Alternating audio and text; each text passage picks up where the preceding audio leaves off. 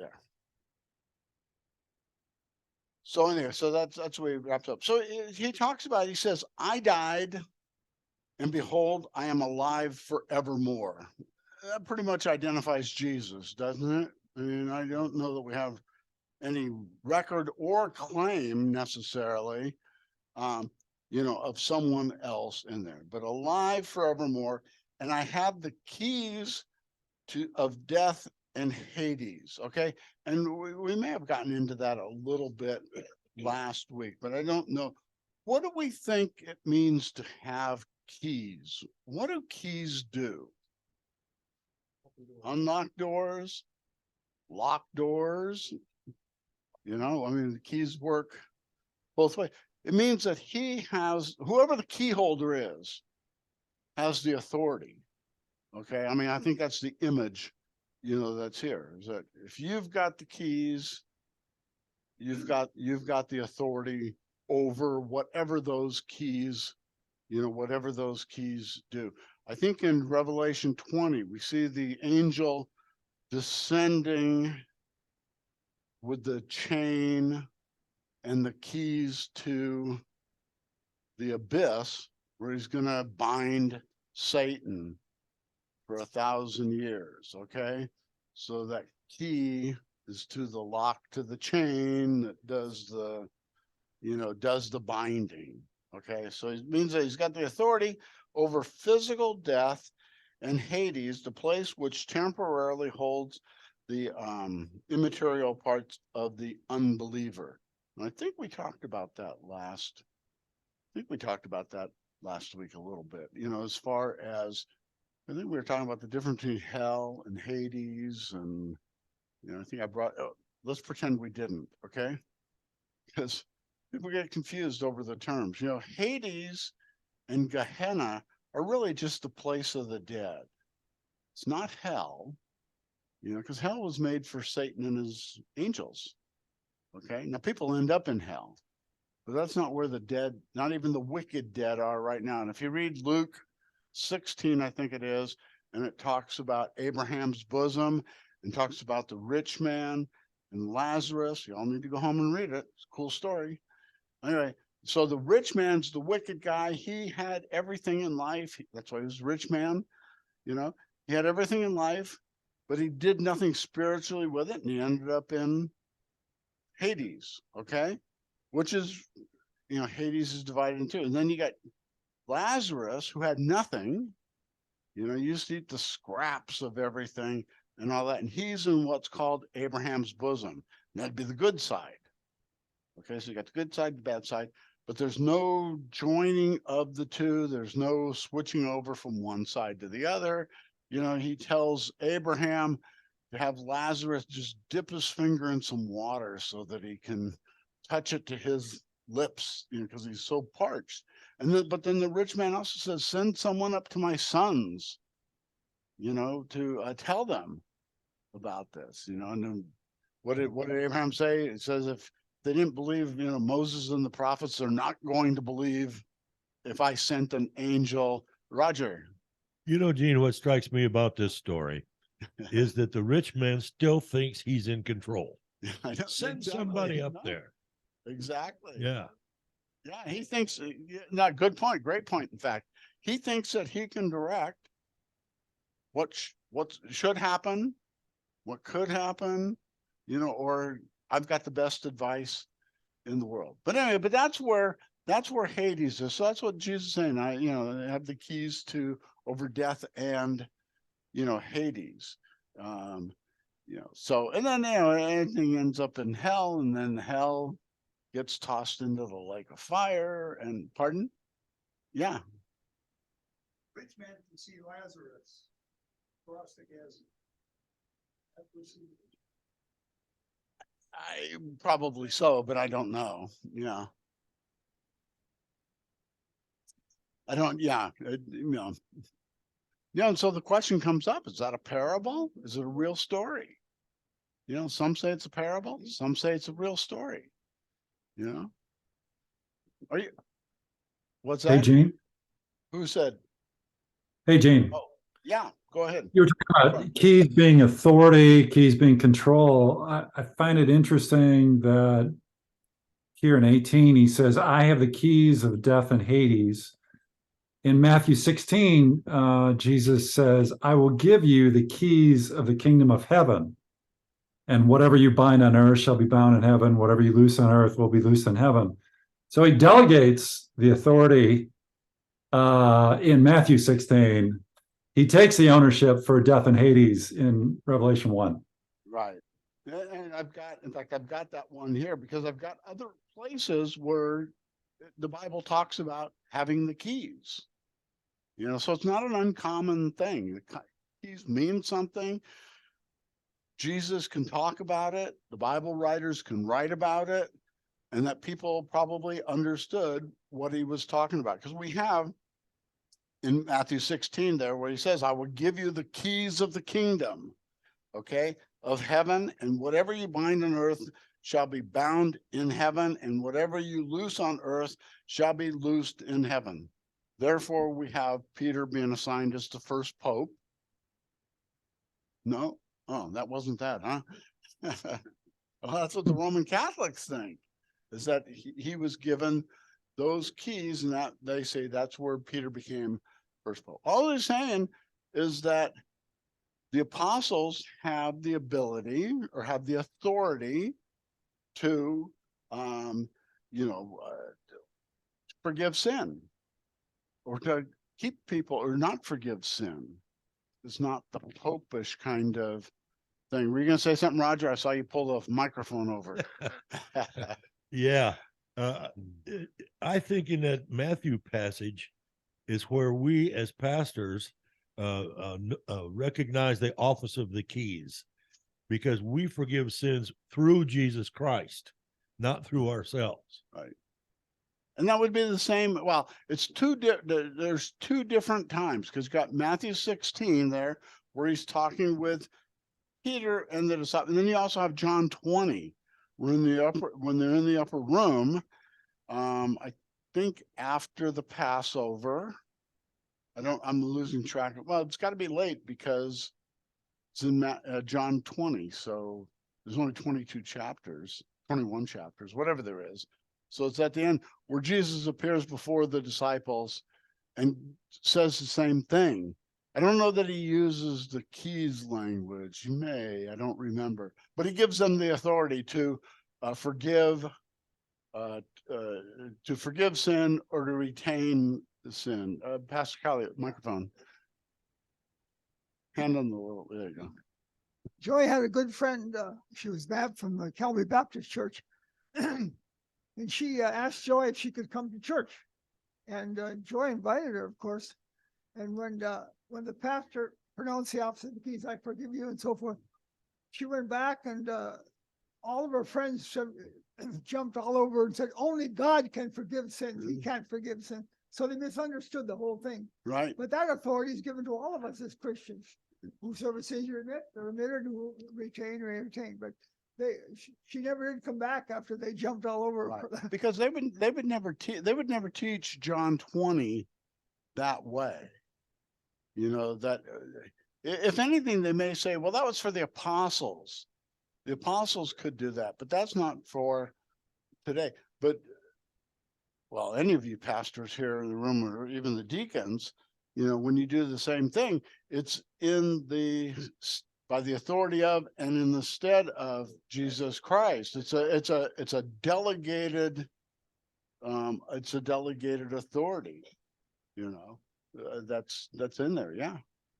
So, yeah, but they're just not taught that way. So when they come to a Roman Catholic church or they come to our church and they hear that, you might as well get the smelling salts out. Because they're going to pass out over that. They go, and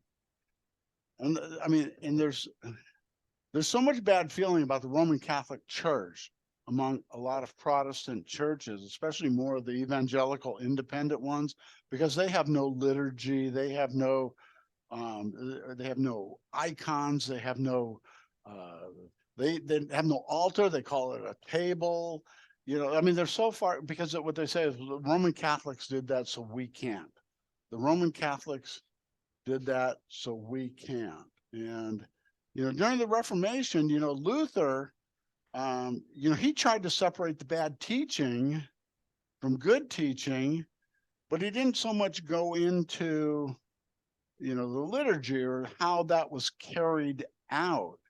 Now, the radical reformers that came in, you know, the more Calvinist people, they came in and they said, none of that, you know, you can't have, you know, stained glass. They'd break the stained glass windows. They'd get rid of the whatever statues there might be. They got rid. I mean, they just got rid of everything. They pretty much just said, if the Catholics do it, we ain't doing it. You know, where Luther kind of had that middle, you know, that middle road where he was working with the teaching, you know, so you could still do the liturgy and go on. But anyway, but that's the authority part. Anybody have any other question about that before we move on? I got some other verses here. You know, Luke 11:52, Jesus said, "Woe to you lawyers." Any lawyers here? Oh.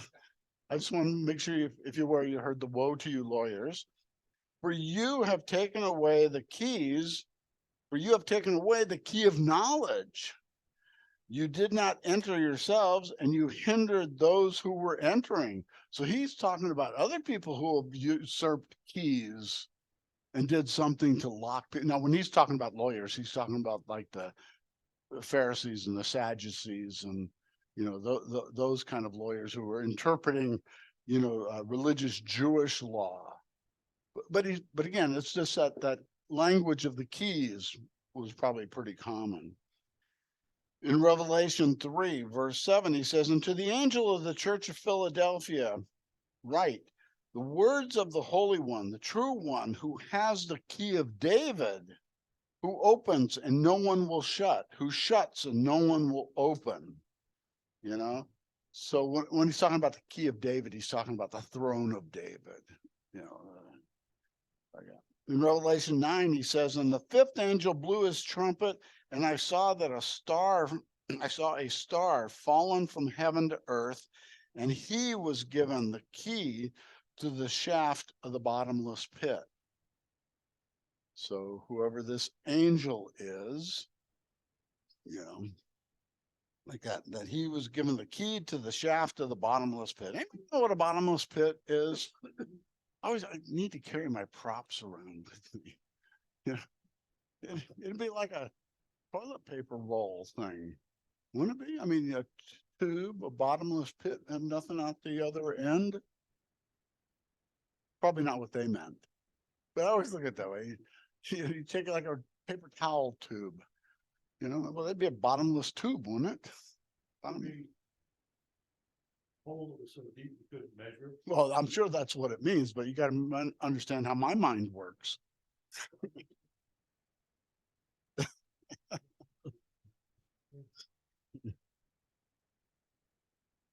Okay, so that's why they wrote this stuff back then, before they had toilet paper. So they couldn't do that. Revelation 20, which we already talked about a little bit. "Then I saw an angel coming down from heaven, holding in his hand the key to the bottomless pit and a great chain." So anyway, my point is that the stuff about the key isn't a strange, you know, isn't a strange thing. So he says, "Write therefore the things that you have seen, those that are and those that are to take place after this." Okay, so he's commissioning John to write down all this stuff. It's not to be a secret.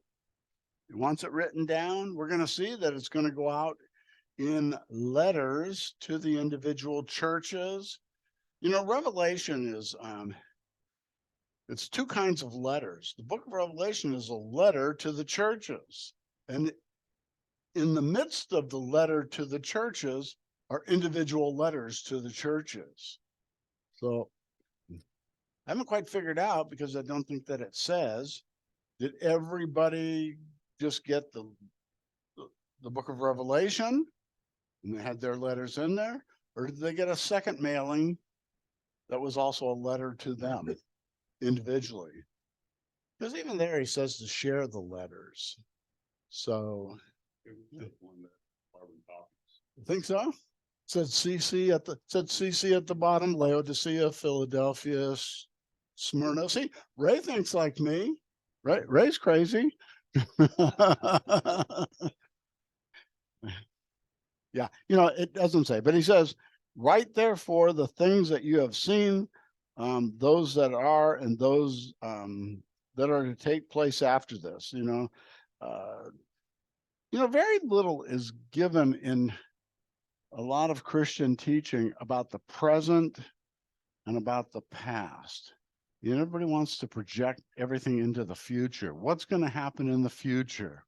What's to be my fate in the future? What's to be the fate of the church in the future?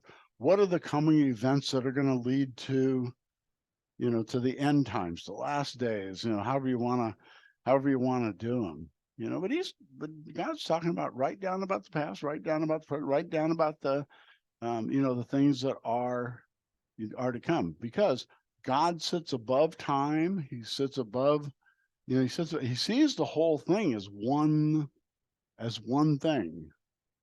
I mean, I don't want to go too far with that. You guys would kick me out. Anyway, so, and this is the other thing, is that today was their future. So whatever may have been future to them is present for us today. How's that for weird? No, what happened to them is our past. So you gotta make sure we don't get too locked up in time. Anybody online have a question? I confuse you? Nobody's clicked off, so I'm doing okay still. AJ, Yeah. you mentioned the word Gehenna. Uh-huh. Want to explain that for those that I think that Gehenna and Hades are basically the same term, or just different words describing the same thing. It's a place of the dead. I think Gehenna had more of a didn't have more of a flavor of I don't know if that's where the burning of the trash happened and stuff like that. But again, you get into the hyperbole and the way that things get described. But I think that it's describing the same thing. It's just saying, the place where you are after you're dead. But it's not like the final place. And let's see. Gotta watch out. Jesus is kind of tricky when he does this stuff. Well, no, he is, because is that all for just the unbelievers? But then we saw in Abraham's bosom, we saw Lazarus, and again, then what about the part that to be absent from the Lord is to be present with God? And those things. So, and trust me, nobody fully understands the way that it's used. Joe. Yeah, you were talking about how we worry about the future. We look to the future and want to know the future. And it's interesting because Matthew 6:34 basically says, there, it was Christ saying this, therefore do not worry about tomorrow, for tomorrow will worry about itself. Each day has enough trouble of its own. Yeah. And how we fail to focus on the immediate, which is where we need to react, right? Okay, as opposed to past or future events. Yeah, I mean, we are here as the church today, and yeah. Who would argue that we don't have enough problems for today? Yeah, no, we do. Well, but then again, that future is our hope. I mean, or at least our hope lies in some future, event, like that, so we can look that way, because, if you don't have that, you don't have the hope to carry on to what you want to do today or what you need to do, but other people say, what they used to say, why polish the brass on a sinking ship? It's all going to burn. So let's only be, heavenly minded. And that's another thing to say, don't be so heavenly minded that you're no earthly good. And a lot of times people get that way, to where they just think, Ray, Yeah, in that presentation that you sent me, that a Baptist minister was saying that people were looking for the loophole. You know, the rapture, I get out of it. I don't have Yeah. to go to the tribulation. And he says, no, some of you are going to die. Face it. Yeah. And it is. I mean, that's what's going to happen. We're going to die. Yeah. Well, with But most some people, were gonna with die. most people, even most people in this room, if not everyone in this room, your end times will be your death. You know, it's our death. Now, whether we're around at the end, at the time that you know, Christ comes back, you know, that's up to, you know, that's up to his timing. You know, but so many people want to look to that as their hope. You know, so Roger.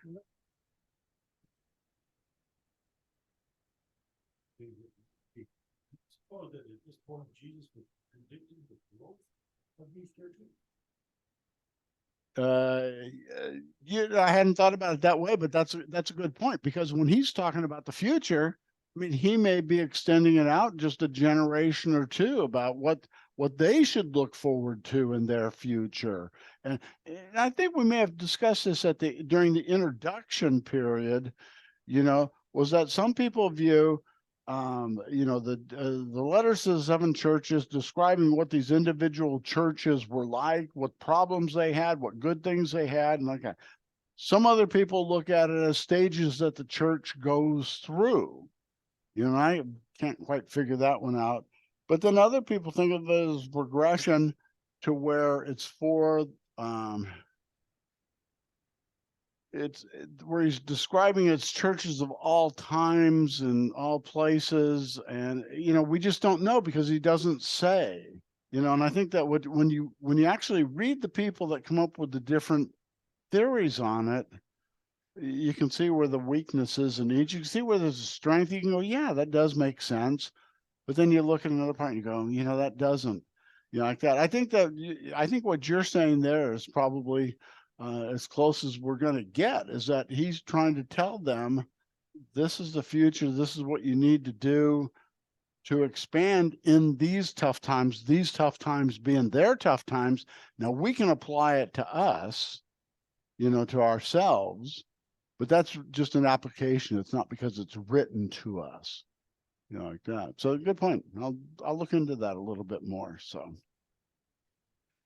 okay. So he says, as for the mystery of the seven stars that you saw in my right hand, and the seven golden lampstands, the seven stars are the angels of the seven churches, and the seven lampstands are the seven churches. Now, I think we'll see this throughout Revelation, is that now this is clear. He's telling us what the seven stars are and what the seven lampstands are. Other places, he'll allude to what they are, you know, and you pick it out. So it's not like it has to be a mystery. You just have to read far enough into the thing. So here you had to get to the last verse of chapter 1 for him to explain, hey, by the way, you know, what you saw is, you know, this. So, you know, so what we see here is, at least in chapter 1, Jesus is in the middle of the church and he's in control. Okay. Anybody doubt that? Then why doesn't the world look like that? No, I'm serious. That's a serious question. You know, here we say Jesus is walking amongst his church and he's in control. And even if we just limit it to the church, look how much disarray there seems to be in the church. You know, so that's one of those faith things that we have to just go, that Jesus is in control. And I guess we fight that control. You know, we fight against that control without even realizing that we're doing it necessarily.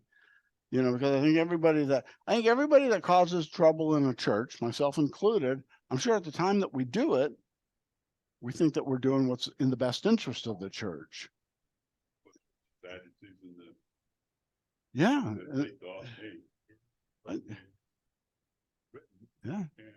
order to maybe buffer it a little bit, let's add some more rules of our own. Right.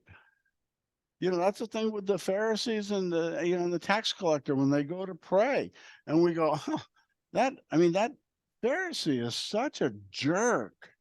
You know, who'd want to be a Pharisee? You know, why can't we be humble like the tax collector? But everything that Pharisee said had the taint of God's law in it, that he was following in God's law, and that the Pharisee was probably everything that we would have hoped that our daughter had married.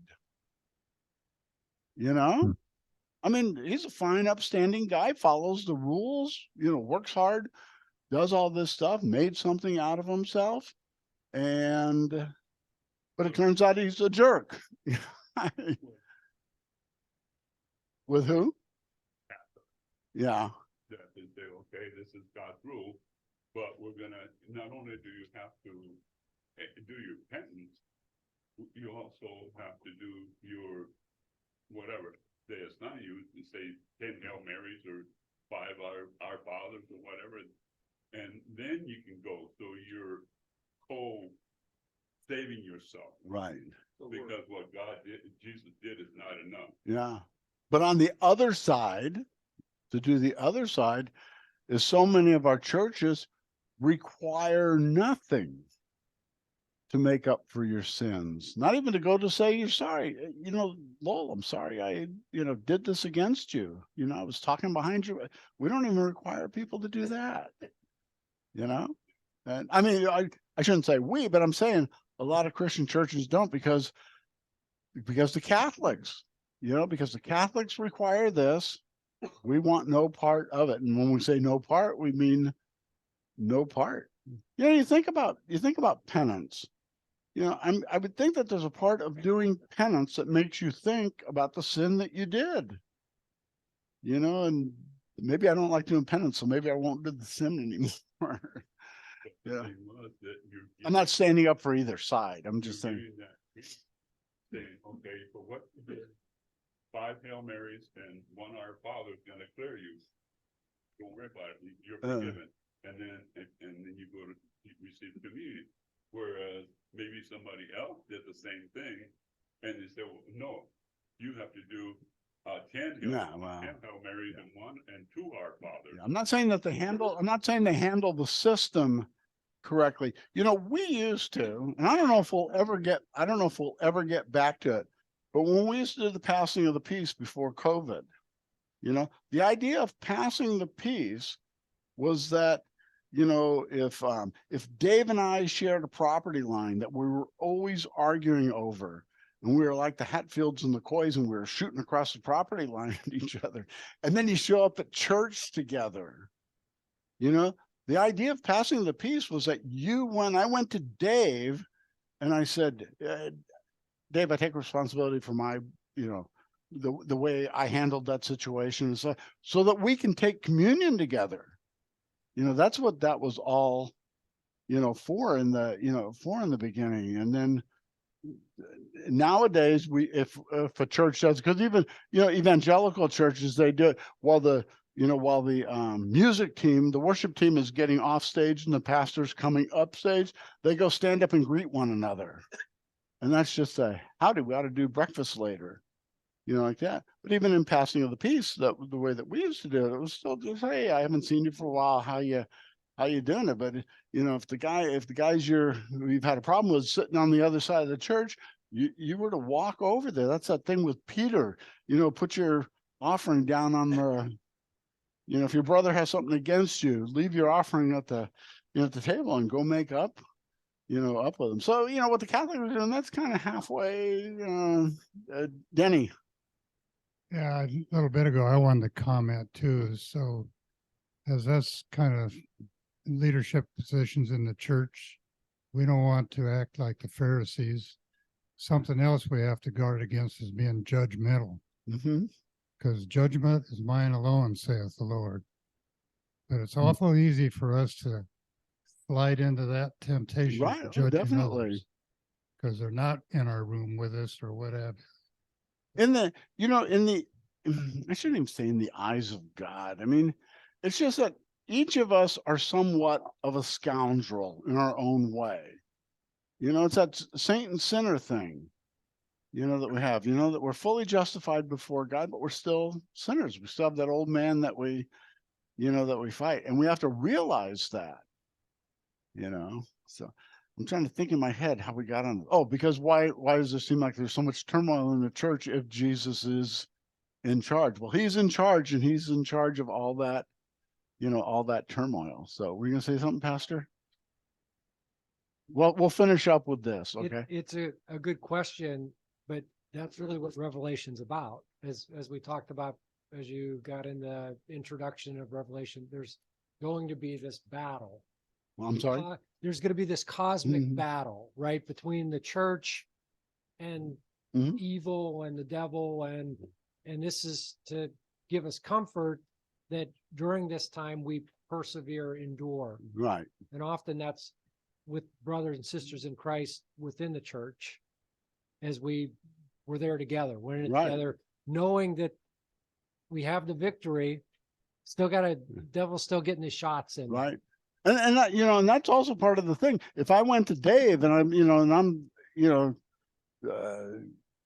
trying to make up with Dave over our differences and stuff like that, part of that would be to say, you know, we both need to realize that we've let the devil get in the middle of our relationship.